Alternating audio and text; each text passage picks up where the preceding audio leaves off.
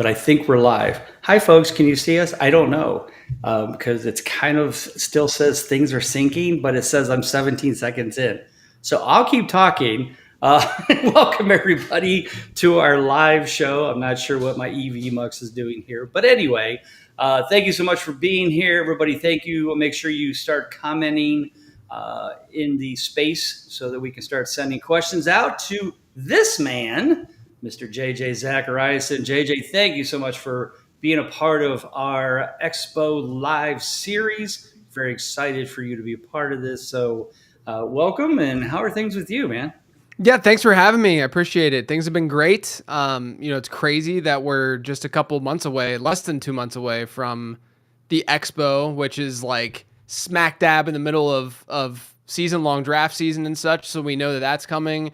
Scott Fishbowl's starting up soon. I mean, it's here. I've been working really hard on this draft guide that I'm doing, and like it's wild that we're already in this 2025 season the way we are. Well, it's interesting you bring that up.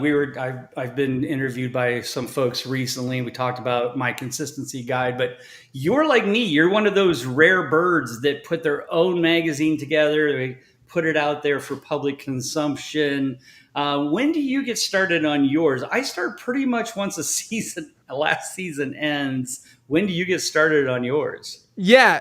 So I do a prospect guide, which happens, pretty soon after the season ends. I start to dig into prospecting and stuff with the guys going from college to the pros in like January or so. I'm looking at, I'm watching them, I'm plugging them into my models and stuff, and then sort of building out. I mean, that one's more templated in terms of the way that it's structured and stuff. And this is all digital for the record. So it's a little bit, it's easier than hard copy type stuff, but it's all sort of templated out already for me. So whenever I'm doing the prospects, I'm writing profiles for all the running backs and wide receivers that go to the combine. It's usually around like 80 to 90 guys worth of profiles. And then, doing year 2 model work. So I have this year 2 model that helps project how well guys are going to perform in their second and third year after they completed their rookie season. So that's another 40 or so profiles. So there's like in total, like 100 to 120 profiles usually per season that I'm writing. But I'll get started on that like January, and it goes out, mid-March. And then the draft guide, after the draft happens, that's pretty much when I start on the draft guide research and stuff. Okay. It's more of like it's more game theory driven, more like research oriented in terms of like strategies to deploy and use, in your season long drafts. And then I have, the standard like players to target and avoid and all that kind of stuff at the end. But honestly, like a good 80% of that guide is more just like heavy nerdy research and the stuff that I love doing. Yeah, no, same for me. I build it. And of course, I don't write about any rookies, and I'm sure you do, because obviously you prepare your rookie draft guide and then you do your big draft guide. And so I just tell people, hey, you know what? 89% of all rookies don't get over 60% consistency in their first year. So take your pick.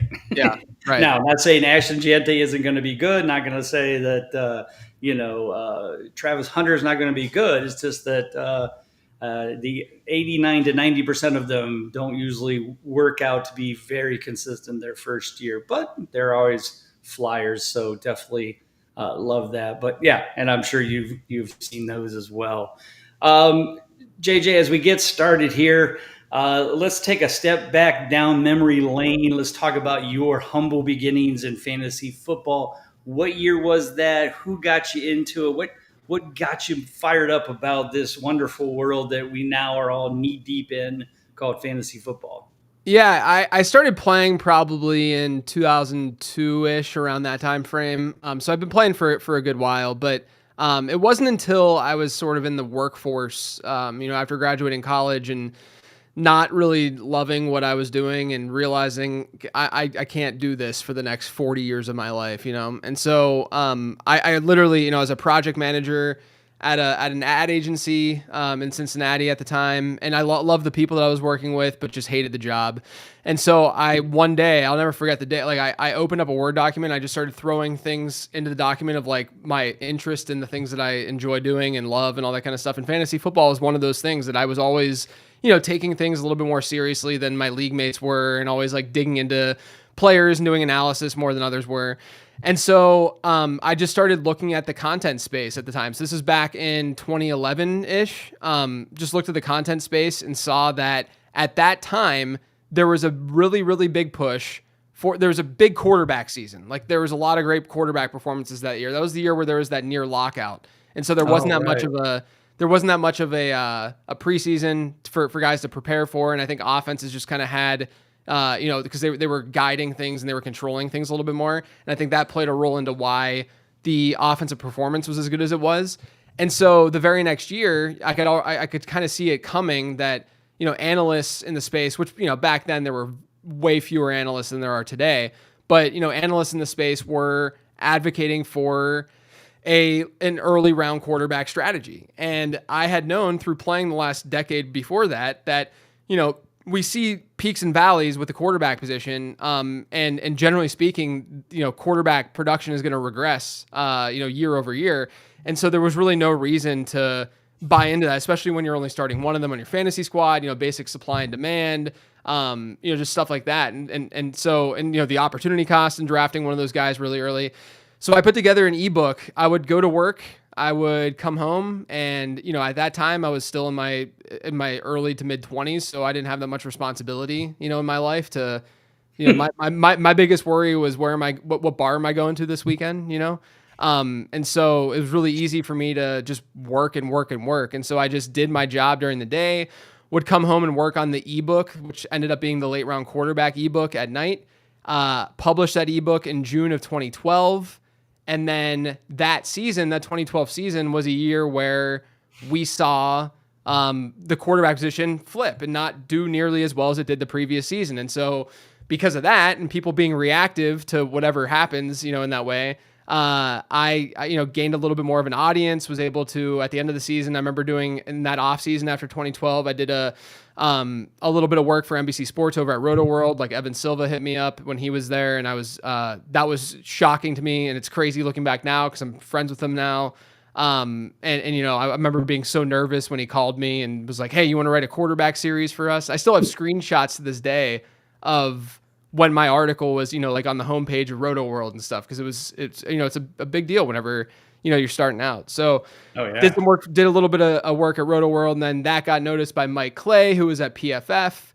And then after doing like 3 articles at PFF, I ended up getting a job as the editor-in-chief at Numberfire. So that was in 2013. So it was about a year. It was about a year after I published the late round quarterback ebook that I got the job at Numberfire. And things just like Numberfire became more of a media company, and I was running a lot of the content there, or I was running the content there. And then we got purchased by FanDuel in 2015. And then I worked at FanDuel until 2020, January 2022, so the beginning of 2022. And then since then, I've been with Late Round Fantasy Football, my own company. Your own thing, right? Yeah. Again, very similar. Obviously, I didn't work for any of those big companies that are doing that, sure. But, started my consistency thing, did my world, was with Roto Experts for quite a while, Fanball, CBS a little bit too, and then just went out on my own because I was the one that understood consistency more than everybody else. Right. So, yeah, all good. But no, that's a great story, JJ. Obviously, great stuff. You've certainly been through a lot. Like as soon as you said Numberfire, I'm like, I totally forgot about Numberfire. So, yeah. The FanDuel. I always thought Numberfire was yours. Yeah. So the Numberfire story is pretty crazy, actually. The guy who started it, his name is Nick Bonadio. Nick actually graduated from the same high school as me 7 years earlier. So he's like 7 years older, but he graduated from the same high school. Like him and my brother knew each other and stuff growing up. And so like he was looking for somebody to run content, back in the 2013 timeframe. And, he just, through having a mutual friend, we got in contact with each other, and it was just a great fit.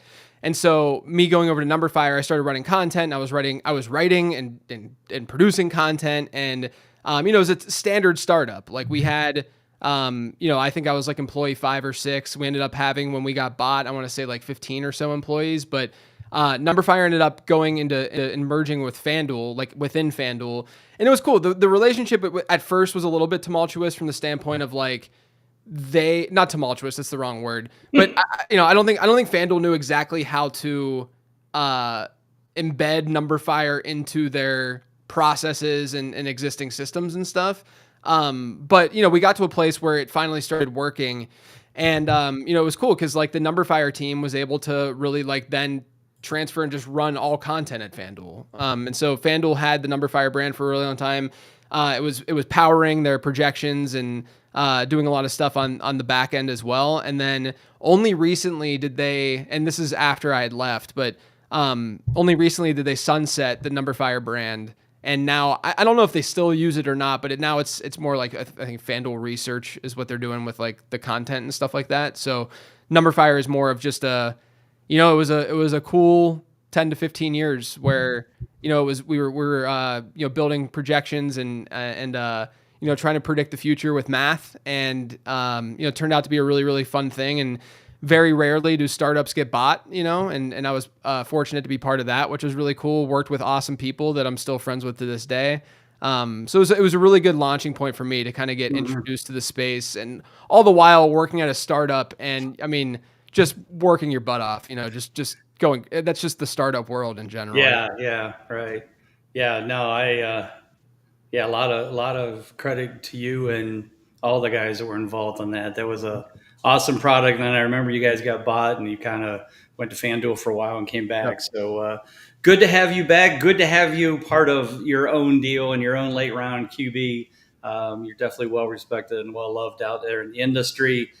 So yeah, hats off to you for sure. Thank you. So let's talk about late round quarterback. Who's part? I mean, obviously it's your baby, but you got a lot of other people that kind of help you and are part of it. Who also is part of your team there at late round quarterback? Yeah. So with late round, I basically, I left in January 2022, like I said, and it was really just me at the start. So I have, I'm fortunate that I have some background in graphic design and front end web development and stuff, and just design in general. So like I kind of know how to build some things. It's just all self-taught stuff that I did throughout high school and in college and stuff like that. It's just always been like it was a passion. I honestly thought I was going to go to school for design at one point, but so I had that as like a backbone, I can at least put something up. So I was able to, build the website, and, I already edited my own podcast, and I still edit the podcast to this day, stuff like that. And so it was just me, and it was me for the first 2 years, more than 2 years. And then in January 2025, so about around the 3-year anniversary of the business, I hired David Kitchen, who was who's been everywhere. He's at Roto Grinders for a while. He started Roto Grinders, where I remember him. Yeah, Fantasy Insiders back in the day. So he's done a lot of work in the space, and he's been around in the space for a while. And I brought him on to be COO and sort of run, more the business side, work with partners and stuff for advertising and promotional purposes, but also just making sure that, the way that I'm running things makes sense and is logical. And honestly, I wanted someone else to be able to bounce ideas off of and just have someone else to be working with, day to day, to be in on this with me. And so hired him on in 2025. So it's been about, 6 months now with him, and it's been great. And then I use Rich Ryan is someone who I met, he was actually a patron in the late round fantasy football Discord and such. And I one day was like, hey, does anyone know how to do video editing? Because I just couldn't, I didn't have the capacity to do anything with that. Right. And Rich messaged me, and him and I hit it off really well. And he was doing some video work for me, just taking some podcast clips and making it into video and stuff. But then he actually is now co-hosting with me on the Becoming a Best Ball Bro series that I do, where it's just a best ball show within the podcast feed. Right. So he's been a part of that, and he edits some stuff now for me on the audio side and the video side. So, and then we use, like, I have my past life, like I said, I worked in the ad agency world, and one of the agencies that I worked at, I met a guy who became a good friend of mine. And I remember back in the day when we were working together, we had these we didn't hate our jobs. We didn't love them. And I was like, yeah, I would love to just be able to have like my own, fantasy football company someday. And he's like, yeah, I would love to just own my own. He was a designer. He's like, oh, I'd love to own my own agency someday. And now he is an agency that I use whenever I need some design work and branding work and stuff like that, which is really cool. Yeah. So, I work with them too, because every like draft guide that I do we like to have different themes. Like last year, it was video game themed, the draft guy. The year before that was like a space theme, and this year there's a jungle theme to it. So we, Cool. I outsource that to my buddy, and he puts together some really really cool stuff. And so that's really the team, though. At the end of the day, Yeah, right. it's not big. I don't really aspire to. It's just not in me to be this big media conglomerate and like build something massive and try to just make millions and millions and millions and millions of dollars. Right. I'm just incredibly content in doing the stuff that I love to do, and I'm able to do that doing this, and I couldn't be happier doing it. Yeah, no, that's cool. Yeah, no, that's always been my thing too, is I do it for the passion first. And if it makes some money, good for me. And, Yeah. I said somebody the other night, I said, the thing that makes me smile the most every year is when I get those emails at the end of the year. I'm sure you get these too. Hey, thank you so much. I never knew about your consistency guide. I got it. I followed your stuff. And for the first time in 4 years, I made the playoffs and I beat my buddies in the championship. And those are that make it all worth the time and the effort For and sure. the dedication to putting those books and that work together on the site. And I've got a great team too of writers, and Nate Cheatham helps me with the websites and the expo stuff. And so certainly can't do it alone, but it's still a great feeling when somebody just gives you a pat on the back, regardless if you made Yeah. a dime or not on it. So that's cool. Yeah.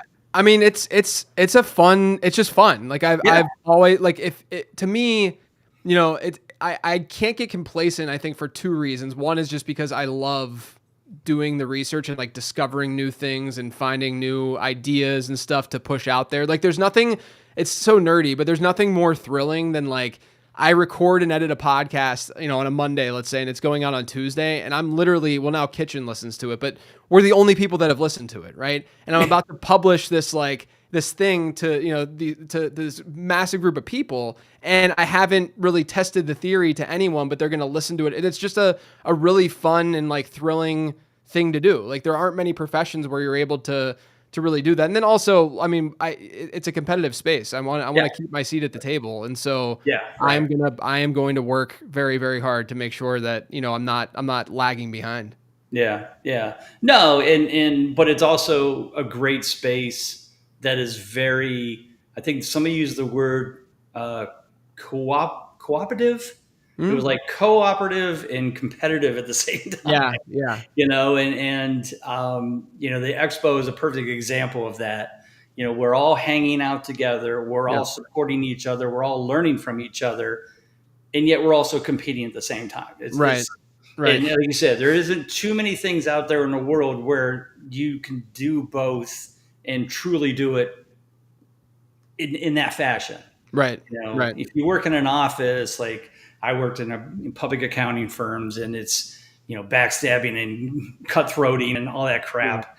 We're all learning accounting, but we're also hoping that the next person gets a new job and goes somewhere so we can move up. I mean, right. And that doesn't happen. Here hey, I want to listen to your stuff, read your book, people read my book. Yep. When I'm at the expo, I'm watching the panel discussions with you guys up there, or listening to somebody talk about dynasty or IDP, because that's not my forte. And I'm learning from them as much as they're learning from me. And that's what makes it so great. So yeah. I almost see it as like, there's only so much land for, like your company that you were speaking to, people are always fighting over the land, and they're always like trying to stake their ground and stuff. But I feel like in the fantasy football space, it's just like, there's an island over here that we can just boat to, and we can have that. There's this empty space that we can all kind of hang out and have our own little area where everyone thrives. That's why the industry is so awesome. Yeah, no, exactly. So I guess we couldn't create much better segue than that. Let's segue into this wonderful thing we call the Fantasy Football Expo, Kings Classic Weekend. The whole thing came together for me in 2019. Well, 2018 Kings Classic, 2019 added the Expo Day. So 19 was the first year we did in total. But you were a little late to the dance, and that's okay, because trust me, I wanted you to be there. But I think family and things got in your way. There was always something, it seemed like. There was always something, and you finally made it a couple of years ago to the first Kings Classic weekend. So before we get into the Expo part of it, talk about your first experience with the King Classic. You've been in it 2 years. You've already won one belt. So I hate you for that because I've been doing it 6 years and I have no belts and I keep getting knocked out of the playoffs. But anyway, other than that, do I just hold this here while I talk about it? Yes, please hold that up and share that with all. I'll just kind of hold the glare back from. Right. But no, congratulations on that, of course. But talk about that. The Kings Classic. You obviously had heard about it. You knew it was happening. You couldn't make it for a few years, but now you're in. You had 1 year in the Blanda division, next year in the Jim Brown division, so you've gotten to dabble with both of those groups. Talk about your experiences so far with that. It's been awesome. I mean, I never anticipated, again, like going back to like thinking about like your journey in the space and like, like trying to do this for a living. And, I've already exceeded my wildest dreams in terms of like what I've been able to just do in terms of like going to the Pro Football Hall of Fame and drafting a team at the Hall of Fame while SiriusXM is there, chatting and breaking down the draft. Like that kind of thing was never even on my mind whenever I started doing all of this, 12, 13 years ago. That was more so like, hey, can I afford food while I'm doing this? Okay, that's fine. That's good. It's crazy. So like the first year I remember, it was just awesome being able to walk through the Hall of Fame, and I had never been to the Hall of Fame before either. I grew up in Pittsburgh, and so it's not that far, but I had never made the trip, up to the Hall of Fame. And so it's cool to be there, to be drafting. And then when there's breaks, like for lunch and stuff, you can take a little stroll around and see things, and look at all the busts and just experience the Hall of Fame, and then go back to drafting. And, there aren't many environments that you can find where there are auctioneers, for auction drafts, the way that we have them. And yeah, we had real auctioneers. That was fun. Legit auctioneers. And that's a lot of fun. And then also just like the trash talk with other analysts and stuff during it. Like I remember the first year, like Pat Fitzmaurice, I was going back and forth with a little bit, and and Ian Harditz was in our league the 1 year, and Dwayne, I think, was with them, and they were co-managing or something. But just like going back and forth as the auction's going, and like giving them a look and then bidding up, $1. Yeah, right. That's stare into their soul kind of thing. Yeah, right. It's just a lot of fun. And you get to, I really enjoy analyst redraft leagues in particular. Dynasty's a little bit different just because people aren't as like, into the transaction pieces week in and week out as they are in redraft, obviously, because you have to be. But, I love analyst leagues in redraft because, people aren't afraid to be really, really bold because we all have egos to some degree, right? And so you just see some wild stuff in these drafts, and that's what makes them amazing. That's what makes them fun, and that's no different with the Kings Classic. Yeah, I always said that the biggest quarterback chicken game is played in those Kings Classics. Yeah, it's who is going to break down first. And I mean, I've seen guys draft quarterbacks at round 12 for their first one. And it's like, oh, that's ballsy. Yeah. But, it's on the other hand, it's that twist that you're not expecting because you're like, okay, I gotta get Lamar now. It's round 3. Yeah, I better get him. And then nobody drafts another quarterback till like round 6. Yeah, and then you devalue it. I knew I should have waited. Yeah. And then if you did wait, then somebody takes them, and then you're even more mad. So, it's a fantastic time, so much fun, drafting against all these folks and learning their quirks, their nuances. The auction, I think, is, like you said, is the best because not only because of the live auctioneers, but it's just that competition of, do I go that extra buck? Do I make them, is this the guy I need, or can I get this guy? And then, and that happens with every auction draft. And folks, if you're listening out there and you've never done an auction draft, I beg of you, before you die, if you're into fantasy football at all, do one live.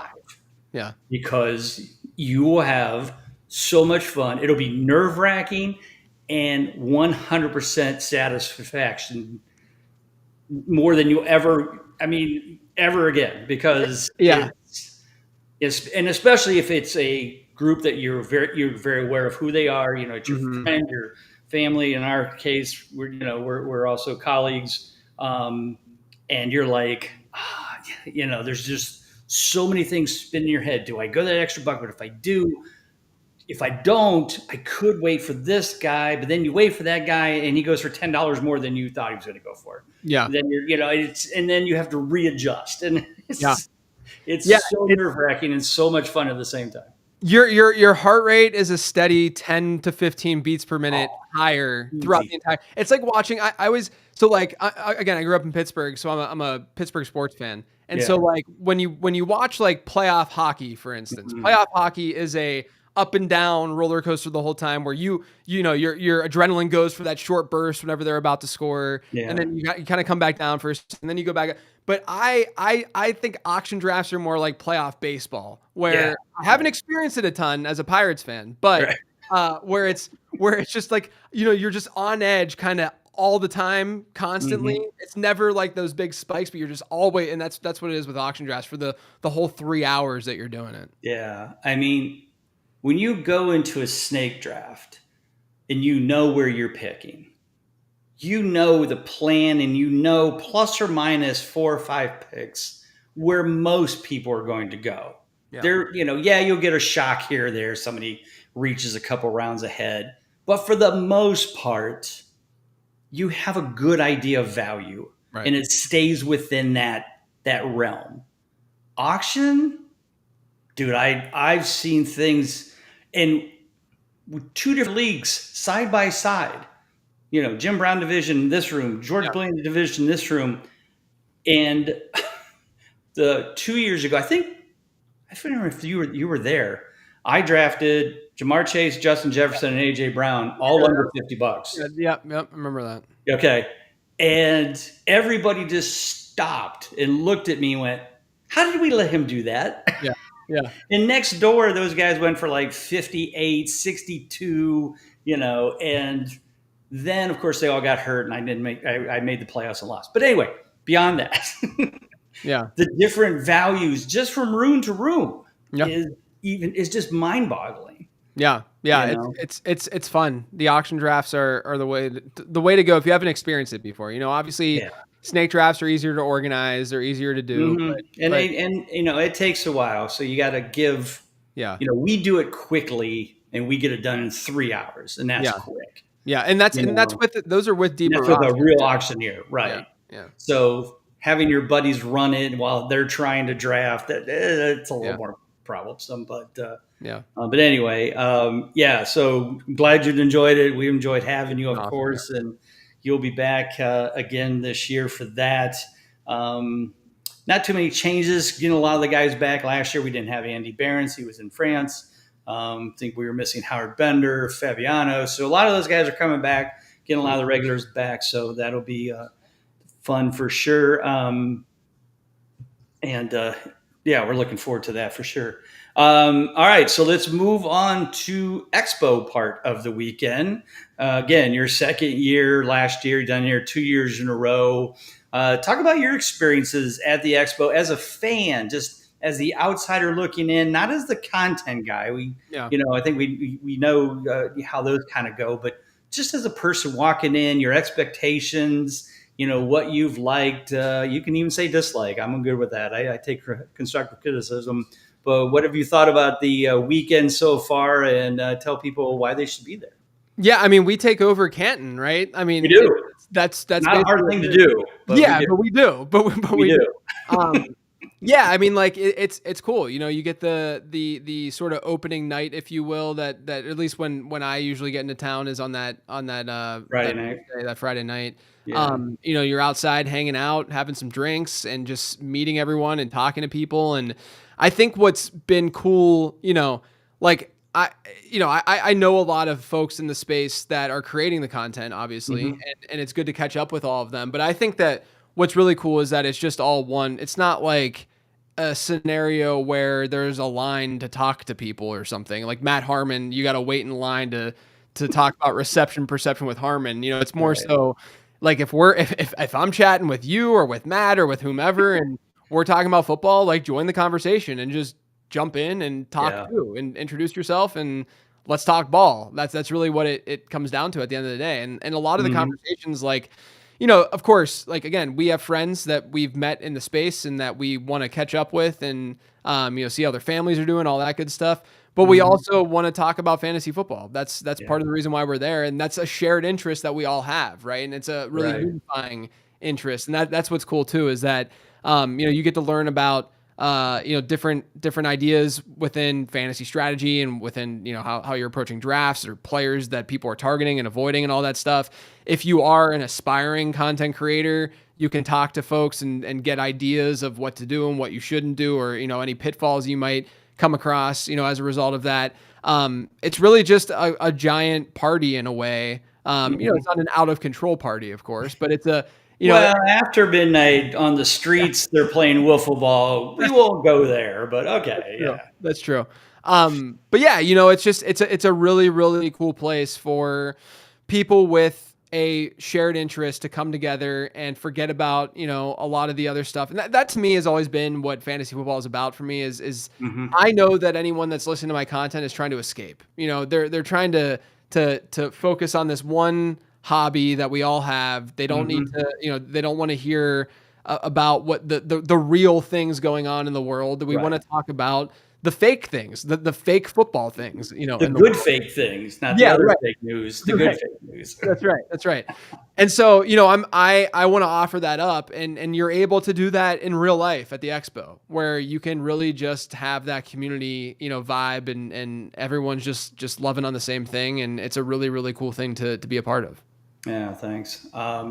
It's interesting because you talked about coming up and talking to us, and that I know that many of us who have been around know that you can walk up to any of us, ask a question, introduce yourself. You're not going to be shunned. You're not going to be like, "Hey, I'm too busy for you." That just doesn't happen. But there's people in this world who have anxiety and have Sure. depression and have Yeah. issues. Yeah. So that's why we created a lot of new fan centric things this year. One of them is a meet and greet because we did a big survey. A lot of the people said, could we have more of a personal time with some of the bigger names? Because when I go to talk to them, they're very busy. There's lots of people, and I feel uncomfortable barging, and I'm just not an outgoing. I'm an introvert. Well, totally fine. Totally understand. No disrespect at all. So we did. We created a meet and greet. I know, JJ, you're going to be a part of that for sure. And that'll be that Saturday night, about an hour before the party from 6 to 7 at the same location as the Saturday party. So if you get that ultimate fan experience package out there, that is included. You get to come hang out with JJ, Bob Harris, Howard Bender, Mike Fabiano, all the guys. Will be there to talk with you, listen to your questions, talk about strategies, whatever you want, have some drinks, have some food, all part of the package. So, JJ, thank you again for being a part of this. Obviously, a lot of folks want to spend the time with you. You've been to a couple expos, but everybody hasn't had that chance. So I know a lot of people are very excited about you being there. So thank you for being a part of that. We're looking forward to having Yeah. that Saturday night. So Yeah, it's funny. I understand, the anxiety portion of it, Mhm. and it's weird for me because I just don't see it. Like, I'm just like anyone Right, else. I'm just creating fantasy football content. So right, it's right. always strange. Like, it's a weird feeling from on my end where it's like, Mhm. oh, I'll get messages afterwards after the expo. It's like, oh, I saw you from a distance, but I was, I didn't want to approach you or whatever because XYZ. And I'm just like, dude, please give me a hug. It Yeah. doesn't, I don't, it's just not the way I operate, Howard Berger said, "Bring him a donut, and he'll definitely talk to you." Yeah, there you go. There you go. And so, I do think it's good though that you're putting that together because, I think we've all experienced that in some way, shape, or form at some point in our life where, Mhm. whatever the environment is, whether Yeah. you're seeing someone that you just don't want to, that you're afraid to approach, or maybe you're just not really feeling the social vibes at the time or what have you. And so having that there, can be really, really helpful for people. Cause I know, like I said, I mean, there's been countless people that afterwards, after the fact, like, man, I really, I really wish I would have been able to talk to you, but I just didn't want to like interrupt, or I didn't want to, I was too afraid to come and talk to you. And I'm like, I don't think that I'm that intimidating of a presence at all, but I know. Yeah. I get it. Yeah. It's interesting because I don't know if you remember this or we've ever talked about this, JJ, but I was a volunteer driver for Hall of Fame weekend for 34 years. Mm-hmm. So my first couple of years of driving Hall of Famers around and being in the same room with Mean Joe Green, Roger Staubach, those kind of people, certainly those first few years, if they would acknowledge my presence, I would certainly, but I was like, I am not barging in on a conversation. Yeah. But after about year 5, it was all done. I was just like, I barge into any conversation. Right. Hi, hey, Walter Payton, nice to meet you. I'm a big fan. Can you sign my football card? Because at that point, I'm like, okay, I know these people now. I know I'm part of the group. I'm not, but I felt more comfortable. And I think as people come to the Expo year after year, I'm sure they will. But there's certainly nothing wrong with having a little bit of private time. I certainly had those instances. I remember one time walking into a small conference room. They had just had a gathering. And do you, I know you're young, so please don't get mad at me if I sound like I'm talking. Do you know who Weeb Eubank is? I don't know. He was the coach of the Jets when they won the Super Bowl. Oh, yes. Okay. So Weeb Eubank. Okay. So he's sitting in the room all by himself, got a drink, just sitting there. Nobody's around. And I'm like, I'm going to go talk to him. Yeah. So I sat down, I introduced myself, and, he asked me why I'm like, yeah, I'm a volunteer driver and that. And we had like this just really nice conversation. And one of the things I asked him was, tell me about I just went brain dead. The guarantee. You know what I'm talking about? Where Joe Namath guaranteed to the press they were going to beat the Colts, who were supposed to be the powerhouse. Destroy them, yeah. And he said, well, here's what's interesting and not many people talk about, is he said that Joe heard that from the offensive coordinator in their meeting that day and told him that's what he said to his offense. I guarantee you guys can beat this team, and this is why, and this is how we're going to do it. It's funny. All Joe was doing was just reiterating what the confidence that his offensive coordinator said. But he never said his offensive coordinator said it. That's funny. That's funny. And so then that became, and then of course when they pulled it off, then it was like Joe Namath was the most brilliant prophesizer in all of the NFL when, and that was just getting that little story, that little nugget of what I knew that, not everybody did. So, and I've got a billion stories, which you don't have time for, but once you have those moments with those people, then you're just so much more comfortable. And I'm sure the more people talk to you and get to, I'm sure everybody will realize that there are no egos in this industry. I mean, we all can talk anytime. Now, I will be the one running around like a chicken with my head cut off. Yeah, you do. Yeah. Hey, let me get back to you. Yeah. So please do not hate me for that. But everybody else, usually will take the time and hey, come on, let's talk. Yeah. Well, I have the same attitude about Ashton Genty or whatever, and I'm sure you will too. So yeah. I think that like it comes down to the fact that like, there's a group of people, us content creators, that people are consuming, and they naturally, if you're doing it on a daily, then weekly and yearly basis, and year over year, you have a natural connection with that person, right? So like there are people that obviously are going to be listening to my podcast that I don't know who they are, but I'd love to meet them, and I'd love to like get to know them the way I always felt this way whenever I was at FanDuel, actually, because I would be hopping into meetings, right? Because it's a big company.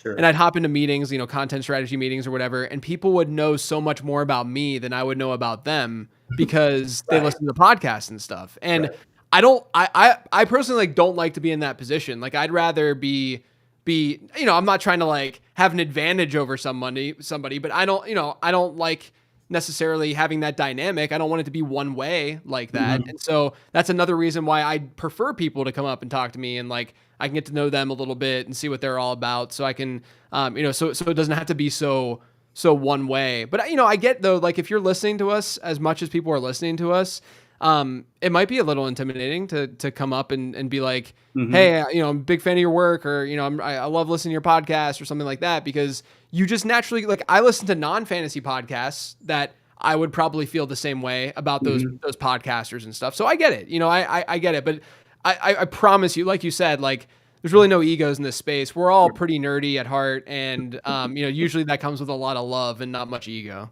Yeah, definitely, definitely. So going back to the fan-centric theme that we were talking about a little bit earlier, another thing that we created this year that came from the surveys that we asked for at the end of after the expo last year was people were like, that looks so cool that you guys get to draft in the Pro Football Hall of Fame.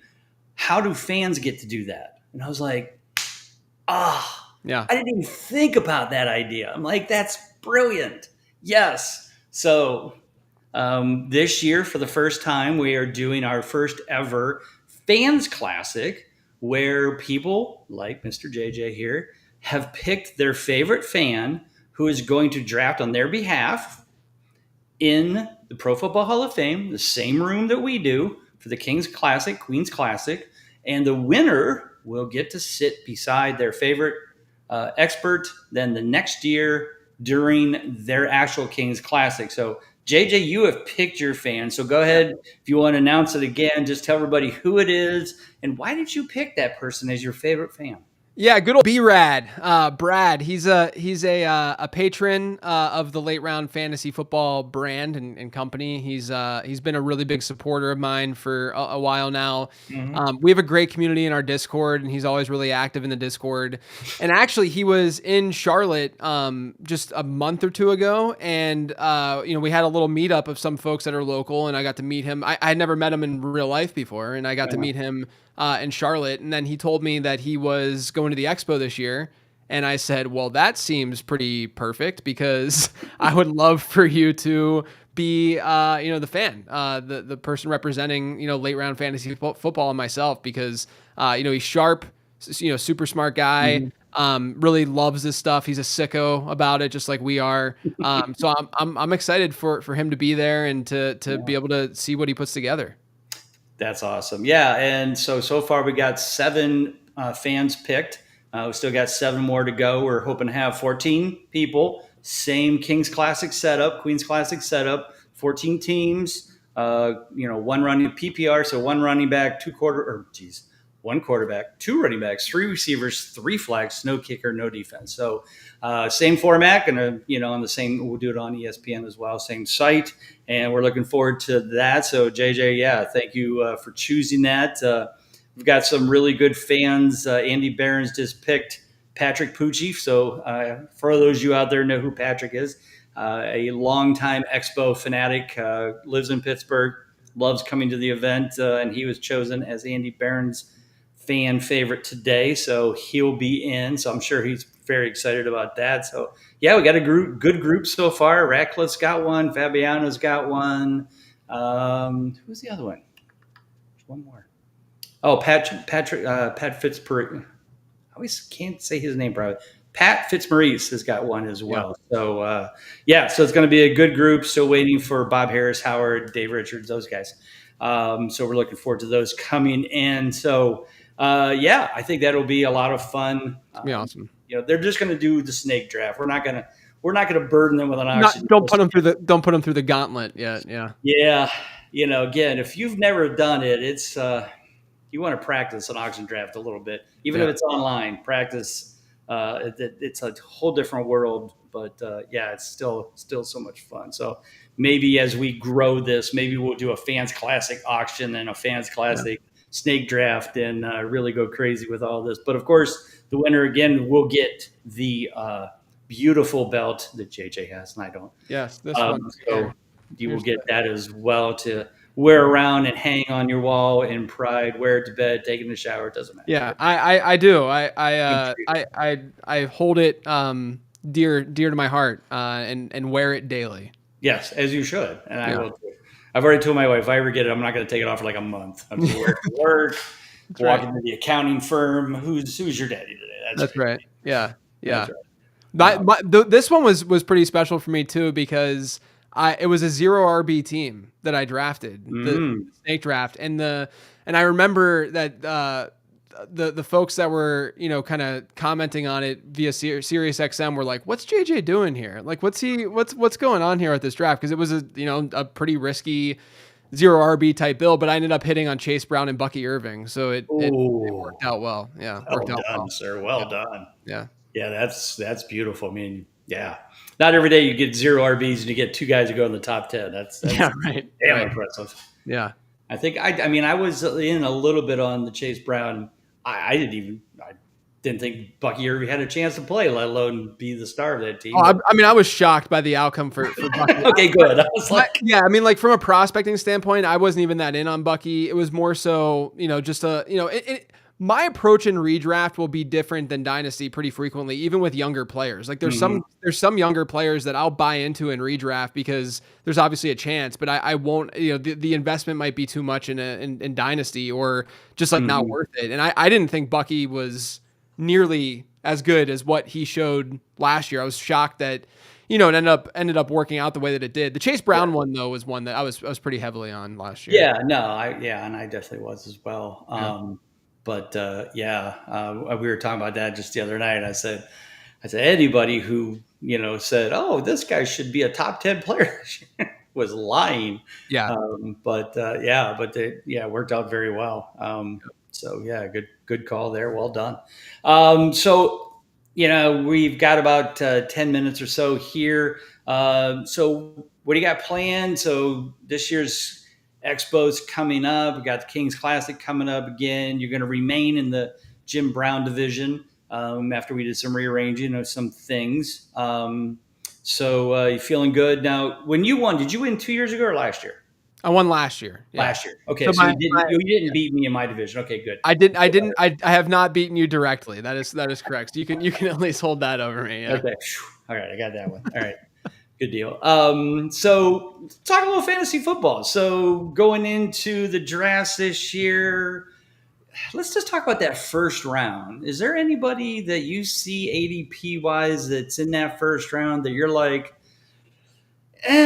not sold, or maybe the other way, somebody that's in the second round that you might take at the end of the first because you don't want to miss out on them, depending on where they're going to fall? I think my general feeling about the first round this year is that it's the best first round that we've had in some time. Like I don't even remember a year where you could get the caliber and quality of player that you're getting at like the 1-2 turn. I mean, you're going to be able to get, and I understand that people might be turned off by this, but like you're going to be able to get like Christian McCaffrey late first into the second, and frequent. Like even if you look at like Fantasy Pros expert consensus, he's like a mid to late second. But best ball drafts and stuff right now, he's more of a late first. But obviously he's got 25 point per game, upside if he's healthy, right? But yeah, I mean, like you can still like there's this cluster of really like Amon-Ra St. Brown's a late first rounder. Nico Collins is a 1-2 turn guy. Brian Thomas coming off the season that he had, 1-2 turn type guy.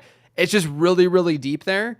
Yeah. And I really don't have, I could poke holes and give you the con, for each guy, I'm sure.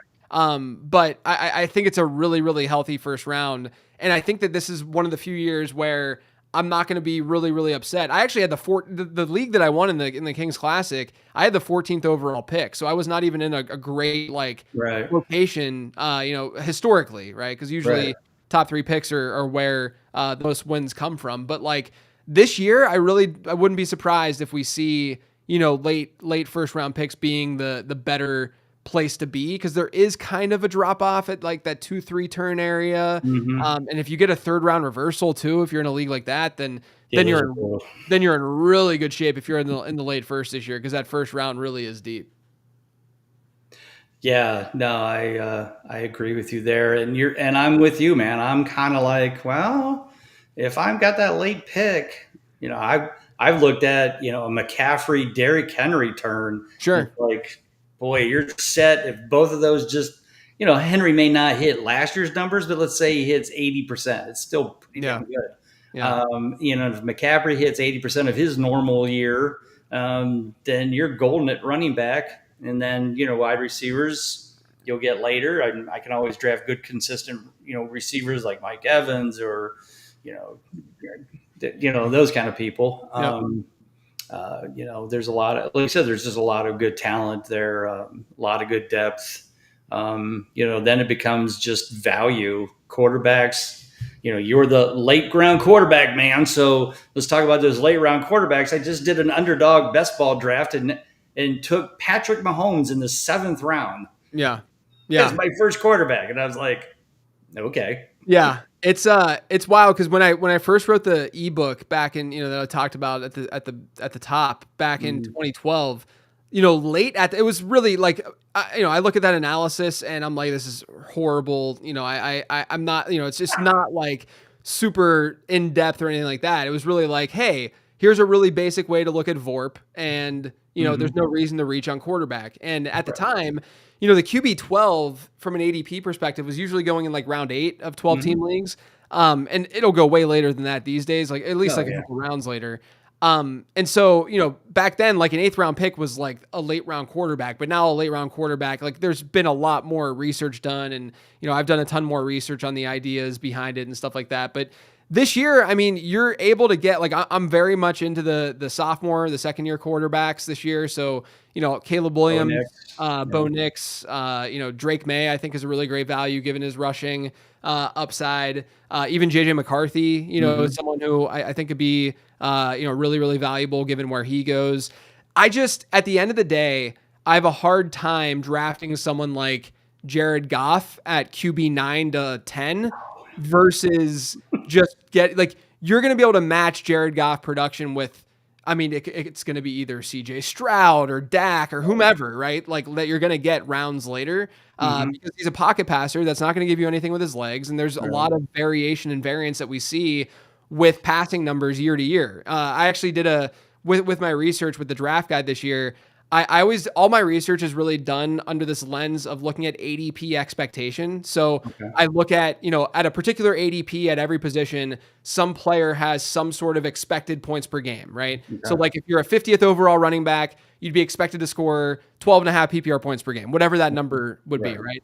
And so I look at how then players either outperform or underperform versus expectations. So if that player 50th overall scores 13.5 points per game, then he outperforms expectation by 1 point per game. And then what I do is I look at trends to find what kind of players are the market not factoring in enough, right? Like what are the attributes that the market seems to overinflate or underinflate, right? Gotcha. One of the things that is so obvious and glaringly obvious is when you get a pocket passer. So we're not talking about the mobile guys where they're going to get some sort of fantasy production.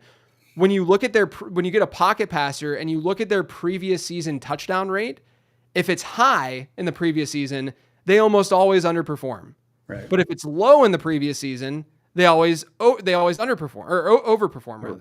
And so all it is regression, right? It's that Jared Goff last year has a 6.9% touchdown rate, and people see that he performed as a QB7, QB8 in fantasy football, and they say, oh, well, he was the QB7 last year. He'll likely be a pretty good asset this year. I'll rank him in, and I'll draft him at QB9, QB10. But really, that's not factoring in the regression side nearly enough. Whenever Dak Prescott, who had a sub 4% touchdown rate, coming back hopefully healthy, he's someone that would hypothetically bounce back and is not being factored in enough into the market and into his price, with that touchdown rate number. So like when it comes to pocket passers, you actually should be leaning into the players who had poor touchdown rate numbers the previous season as opposed to the good touchdown rate numbers the previous season, because those numbers fluctuate so much. If you can't get the mobile guy, if you can't get, Justin Fields or Drake May, who's going to have that mobility a little bit and stuff like that, go after the guys who actually had bad touchdown rates versus good touchdown rates.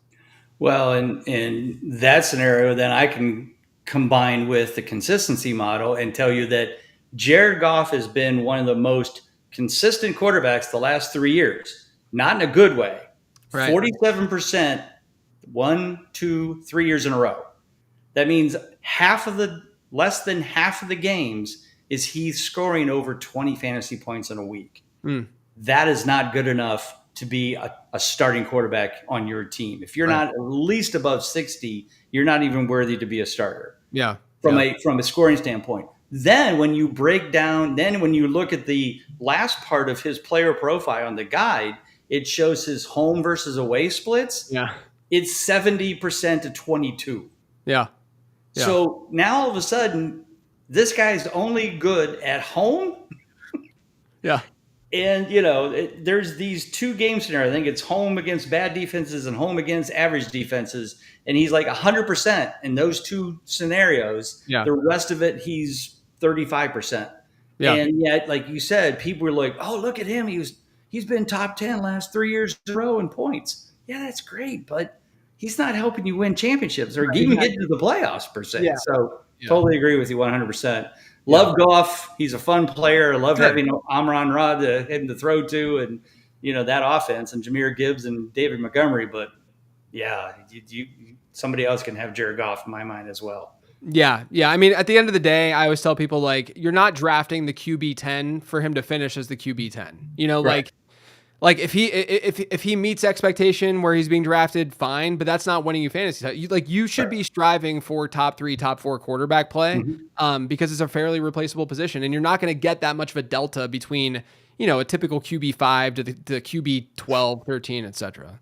So based on your scenario, Baker Mayfield should regress, right? He should, yeah. The interesting thing with him is that he did have more scrambling and rushing numbers last year. So there's good stickiness with rushing. I mean, think about it intuitively too, right? Where if you were to say, who's going to throw more, who's going to run for more yards or points per game this year via the rush, Jalen Hurts or Jared Goff, we'd all say Jalen Hurts, obviously. Right. And then if you would say, okay, well, who's going to have more touchdown passes this year, Jalen Hurts or Jared Goff, we'd probably say Jared Goff, but it wouldn't be an obvious, yes, we're going to take him 100% of the time, whereas we're taking Jalen Hurts 100% of the time with the rushing stuff, right? So the rushing production is sticky. And so that's why I think like Baker might be okay, and why I think that people are underrating even a Brock Purdy last year ran a lot more than people realized that he did. And so that matters. Even if it's 3 to 4 points per game with your legs, that's a huge difference between Jared Goff and his 0.3 points per game that he's getting with his legs. Right. Yeah, no, and when you realize what Purdy went through on that offense with the lack of Ayuk, Samuel wasn't healthy, Juwan Jennings filled in, McCaffrey was hurt. I mean, the fact that he was even over 60% consistent, I've told people in my guide, is like, look, this guy has the potential to get back into that top 8 scenario if everybody stays healthy, and he could get right back in there, and yet, he's going in round 10, 11, way out. So I like Purdy for sure this year. And me too. I created a touchdowns per game formula. It forecasts touchdowns per game. And, and the 49ers, based on that formula, are the team that's going to improve most in touchdowns per game year over year. They're definitely in a good spot. Not only that, but the defense might be pretty brutal. They might be in some negative game scripts too this year. That's true. They've lost some players there. Yeah, for sure. Well, JJ, time's almost up. Thank you again for being a part of this. Thank you again for your support, the Expo, Kings Classic, just this industry as a whole. You certainly one of the people that we all look up to, we all respect and look to. And thank you again for all of that support. I really appreciate it. Tell everybody where they can find you. If they don't know who you are, they need to find out. No, I really appreciate the kind words. It means a lot. You can find me on Twitter at LateRoundQB. All my work over on LateRound.com. Working on the draft guide right now. That'll be out July 1st, which is frightening because it's only a couple weeks away at this point. But you can find everything that I'm offering over on LateRound.com. Cool. All right. Well, everybody, don't forget, check out the FantasyFootballExpo.com. Get your tickets. Come. Hang out with JJ, me, all the guys. It'll be a good time. And the ladies, too. Don't forget about the ladies. The Queen's Classic ladies will be there. So, once again, JJ Zachariason, I'm Bob Lung. Take care. God bless. We'll see you soon.